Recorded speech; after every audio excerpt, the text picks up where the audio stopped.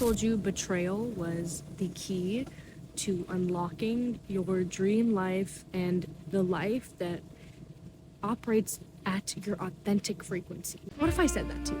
What would you think? What was the first thing that would come to your mind? Comment down below, because I think we all have very different perspectives on what betrayal does to a person. A lot of the population perceives betrayal as a sort of culmination point where everything feels like it's caving in on you, where you are at a point of complete and total self-destruction that it's almost impossible to bounce back from. That's what majority of the population thinks. But I know that if you clicked on this video, you are not a part of the majority of the population. Otherwise, you wouldn't even be attempting to reframe this mindset. Now, I'm going to tell you why I believe betrayal is one of the greatest experiences anyone can go through, and how the prospect for a greater, more aligned life becomes that much more accessible when you go through betrayal. If we want to define betrayal, first of all, how would we designate the experience that is betrayal? For me, I would say it's a feeling of being slapped across the face. You know, you're sitting there dumbfounded at how this all seemed to happen. You feel like you cannot trust anybody, or you cannot trust anything stable in your life, and you're probably losing your mind. That's how I would describe betrayal. Not to mention the innumerable effects it has on your self-concept and your overall trust in your existence. A lot of you guys don't even need this definition because you've gone through the actual situations that have shown you firsthand what betrayal feels like. So how can I now tell you that betrayal is the key to your true life, your dream life? Well, I think betrayal is special in that it is a rare opportunity for you to confront the distortion in your life. Because betrayal only happens and is only felt when there is a misalignment between what we conceived of in our minds, what we perceived of our reality, versus what the reality actually was. So right away, we're noticing that distortion is playing a key role in the concept of betrayal.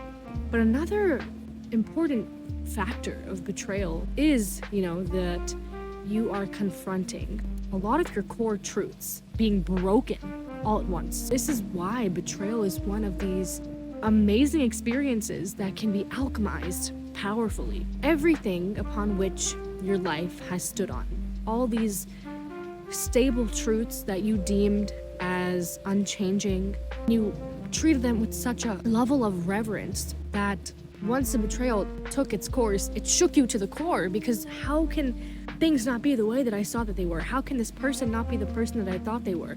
How can my reality not be the way that I truly believed it would be? So you are being told by everything in your life that truth is not what it seems. And truth is a subjective ideal. It's something that is ever changing. And it's important to know what exactly you define as your truth, because if it is a concept that seems to change with the situation, with the circumstances, then why do you rely so heavily on something external to provide you truth? That is one of the core reckonings I had. Once I've gone through betrayal, I realized, well, if truth is so subjective, if everything around me is so distorted that I couldn't even see through it, then why do I care so much about my external reality? And that's when the shift happened. And that's when betrayal became one of my greatest moments of turning my life around and changing my character. Because I realized that I was putting all my eggs in this one basket of the 3D reality. And when the 3D reality betrayed me, in whatever sense that it did, I was able to see through the smoke and mirrors of this world. Betrayal does that to you. Betrayal makes you rethink every decision you've ever made in your life. But if you can make the choice to allow this to transmute into a powerful self-reckoning, then you are much better off than majority of the population. Because most people tend to become pretty self-destructive after a betrayal. They blame themselves. They begin to become incredibly cynical of life and everything that has happened in the now, as well as whatever future lies ahead of them.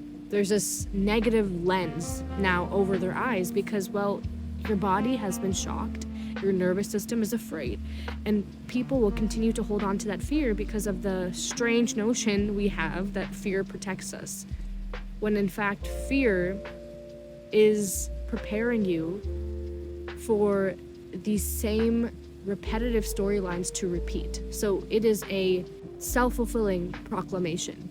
Once you've gone through betrayal, if you choose the route of blaming yourself, of loathing yourself, of trying to figure out what went wrong and how can I fix it, how can I repair this, then you are already on the path which will result in a repetitive reframing of this situation in many different forms until it clicks for you. Because this is what the universe does. It shows you something over and over again enough times for you to realize, oh my God, what was I doing? And if you don't want to experience this situation again, I suggest you really think about, how can I reckon with myself after going through this betrayal, instead of engaging with behaviors that will just perpetuate this cycle.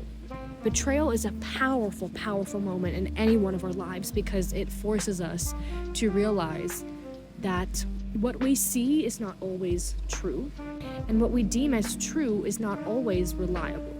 We have to change what we deem as stable. It might even lead you to the realization that nothing is stable in this life except for the fact that you are in this body and you have this beautiful mind that you can take the reins and steer it towards whatever direction you desire. That might be the truth that you walk out of after going through betrayal, that the only truth to find is in yourself. That is the realization I had, and it changed my life. I believe it changed the trajectory of my life. After I experienced betrayal from numerous people and numerous different outcomes, I did go through a period of time where I was cynical.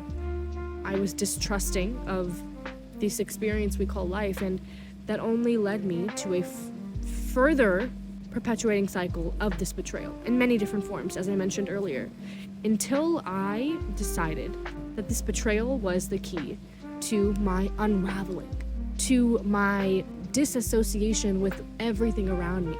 And not disassociation in the way where I become psychotic and unstable, but disassociation in the way where I am completely untethered from that which exists around me. And this is how you learn how to control your reality. Betrayal is one of the many routes you can take that will lead you to the destination of realizing that you are in the driver's seat and that you are the sole truth that exists.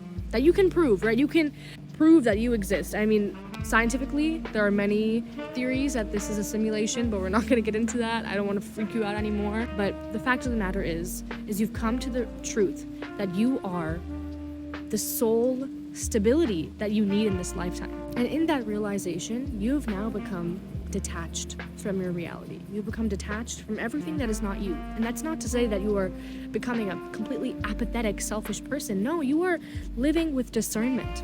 Betrayal tests your ego. And in a lot of situations, betrayal is that first experience where you realize the power of the ego in suppressing your true identity. Because our ego is sort of implemented into our psyche as a way to protect us from threats, right? Threats of any kind, perceived and otherwise, but that's where the nuance kind of hits. If our mind perceives everything as a threat, then our ego is going to be reacting to everything with such a vigor.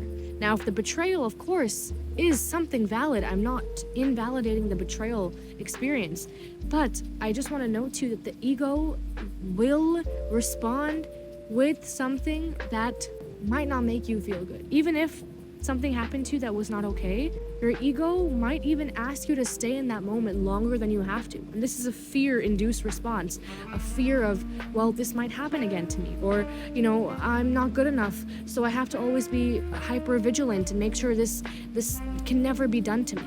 This is how we sabotage ourselves. If you can use betrayal as a moment to realize the powerful hold that your ego has had on you thus far, then you can then make the conscious choice to detach yourself from your ego. You can use it as a guide in certain situations, but now you are practicing discernment. That is the beautiful lesson we can take from betrayal. that it is our choice how we react to our reality. And that's when you become the designer, the architect of your reality. That's all there is to it. I think we can all learn from our worst moments, and betrayal is just one of those. If you'd like to learn more, feel free to subscribe. Comment down below what your worst experience was with betrayal and any lesson that you imparted from it, because I'm sure the people that I'm attracting to this channel, to this video, are already on their path to a greater sense of self-alignment with your spirit and your soul. So you've probably taken some great lessons already. Comment them down below. Maybe I can learn from you. Make sure to subscribe, and I'll see you in the next one. Bye.